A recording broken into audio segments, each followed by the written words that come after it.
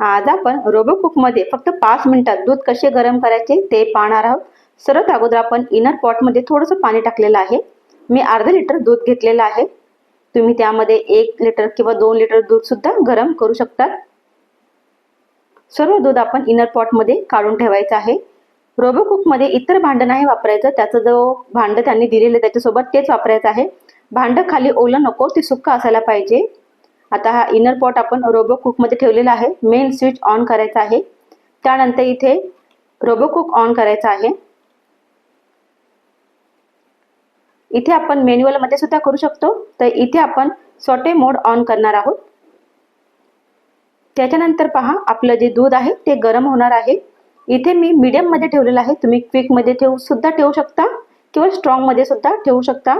जसं आपण नॉर्मली गॅसवरती दूध गरम करतो तसंच आपल्याला हे दूध गरम करायचं आहे. काही सेकंदामध्ये दूध गरम व्हायला सुरुवात होईल आणि वाफ आपल्याला दिसेल. तर पहा, इथे वाफ दिसत आहे. हलकं हलकं दूध गरम होत आहे. फक्त आपल्याला एवढीच काळजी घ्यायची आहे की जेव्हा दूध गरम होईल तेव्हा जेव्हा उकळी येईल ना, तेव्हा ती उकळी पूर्ण वरती येऊ द्यायची नाही. आपल्याला चमच्याने सतत हलवत राहायचं आहे. जर दूध वरती आलं तर ते पूर्ण आपल्या ह्या रोबो कुकमध्ये सांडलं जाईल. त्याच्यामुळे चहा असो, दूध असो, आपल्याला ते वरपर्यंत येऊ द्यायचं नाही. चमच्याने हलवल्यामुळे दूध वरती येणार नाही.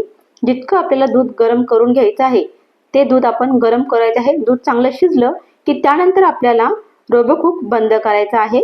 रोबो कुक बंद करताना सर्वात अगोदर आपण इथे सोटे मोड ऑन केलेला होता, तो आपण ऑन आणि ऑफच्या इथे बंद करायचा आहे. तर हे पहा, बंद झालेला आहे. त्यानंतर आपला जो रोबो कुक मधला इनर पॉट आहे तो ग्लोव्हच्या सहाय्याने उचलून बाहेर काढायचा आहे. आता हे जे दूध आहे किंवा चहा असेल, काही भांड्यामध्ये तुम्ही जे काही बनवलं असेल ना, ते आपल्याला दुसऱ्या टोपामध्ये किंवा दुसऱ्या भांड्यामध्ये काढून घ्यायचं आहे. इनर पॉटमध्ये ते तसंच ठेवून द्यायचं नाही. तर अशा पद्धतीने आपण हे दूध गरम केलेले आहे. अशा सोप्या रोबो कुक रेसिपीसाठी रमा रेसिपी चॅनलला सबस्क्राईब करा. धन्यवाद.